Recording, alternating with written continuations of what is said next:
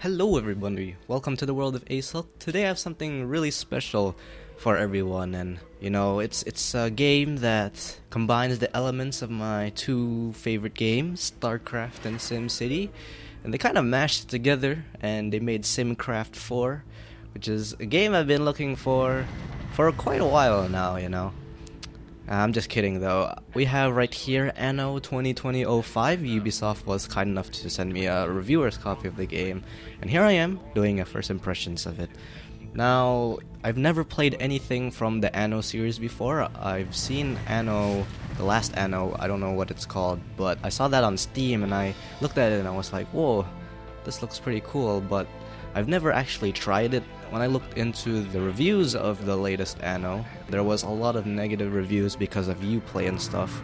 And let me tell you this, for my first experiences, I've never had a real problem with Uplay in the past. When I got this key, I put it in and I activated it, and then I installed the game, and it booted up normally. There's nothing wrong, so I don't know what people are complaining about Uplay for, but this game does not have DRM unlike the last one, so that's probably why. When you first launch it, you can play offline all after that, which is pretty cool. But enough of me rambling, let me explain what Anno is if you don't know already. So basically in this game, it's a city builder slash RTS strategy, and your goal is to get on the moon and build a colony on the moon, and you go through different phases, do different missions. It's actually quite fun. I've had experiences with SimCity and Cities Skyline, but those games they don't have a certain goal. All you do is build, and there's nothing you strive to achieve for. Like, yeah, sure, you can make, in SimCity you could go for microchips or specialization, but there's no really end goal, and it's not really dynamic. It's all linear. In Anno, it's pretty cool how they have different phases where you can go to different tropics and regions and build more and more, so that's pretty cool. Anyway, that's enough of my thoughts of the game. Let's dive into actual gameplay. When I first booted up this game, I was like blown away by how good the cinematics are. I was like, whoa, is this a game or is this a movie? It was pretty cool. And also the graphics of it too, like, wow, they're actually really good. I'm playing the game at medium settings because, my graphics card isn't strong enough, but hopefully, in the future I can upgrade that. I mean, if any of you graphics card dealers want to sponsor me, hook me up with a GTX 980, I'll cherish it with all my heart, but yeah, right, like that'll ever happen. But anyway, booting up into my first game, I really didn't know what to do since I've never played an Anno game before. In terms of a ease of use sort of perspective, it took me like about 10 minutes to get used to. Unlike SimCity or Cities Skyline, there's no zoning or anything. Every building you build individually, kind of like StarCraft.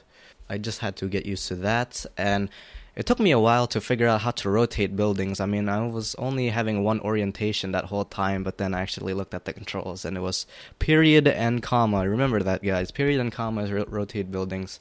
The UI, I would say, is a bit off. I mean, it's not off, but it's a bit... I don't like how they went for a subtle look where all the buttons are minimalistic as possible. I'm more used to playing with a big bar at the bottom or something like SimCity, Cities Skyline, StarCraft 2. They all have that big user interface running across the bottom, and here it's like two buttons on the left side, and it leads into more buttons, and the buttons lead to more buttons. So in terms of the UI, it's okay. It could be improved. Now let's talk about roads. I mean, the roads, you can only draw straight roads, which is kind of a bummer for those who really want to get creative with their cities. But to be honest, like, there isn't any traffic management in this game, so you don't have to worry about traffic at all, since all the cars just kind of float in the air. In one sense, having just straight roads just simplifies the road building process. When I play SimCity or City Skyline and you add in curved roads, it's kind of a throw off, because that's like another element or another level of creativity you have to go through in order to construct your city. But if you just have straight roads, kind of like SimCity 4 or something like that, it's quite a bit easier to make. Now let's talk about building. As I said, building is kind of like StarCraft, where you place every single building individually. There are certain buildings that have to be placed in certain areas, like the water fountain tap or whatever. You have to place that near water. So it's kind of like placing an assimilator, an extractor, or a refinery on a Vespine geyser in StarCraft.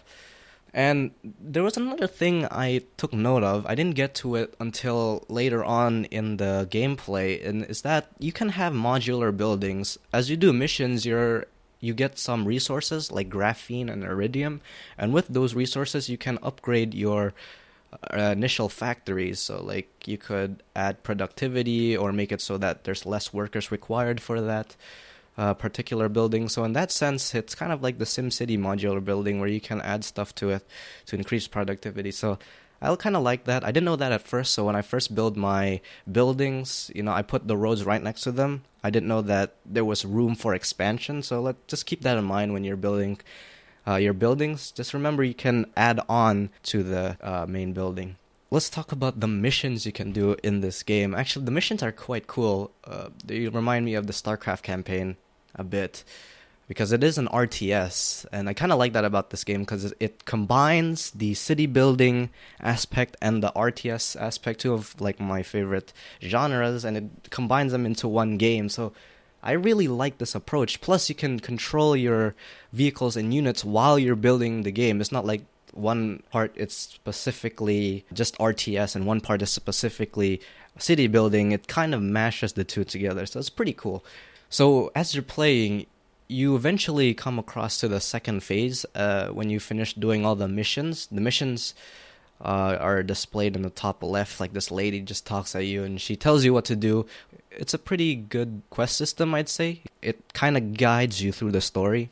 So I've only gotten to the second phase. I haven't gotten to the moon yet. So the second phase is going to the Arctic regions, and I didn't have enough money to claim any land, so I couldn't build anything yet. As for bugs in the game, I haven't come across any bugs so far, but I have heard that there's some freezing issues with the game. But so far so good. No problems here. So just to wrap everything all up, I think Anno 2020-05 is a solid game. It's a AAA title after all, $60. I don't know if that classifies as AAA, but I mean, if it's $60, it has to be AAA, right? I mean, $60 is kind of steep, but you gotta do what you gotta do, Anyway, I hope you found this video helpful, informative, whatever. Please leave a like or a comment below. If you want me to do a Let's Play of this series, then feel free to thumbs up, comment below. Above all else, I'll see you guys next time.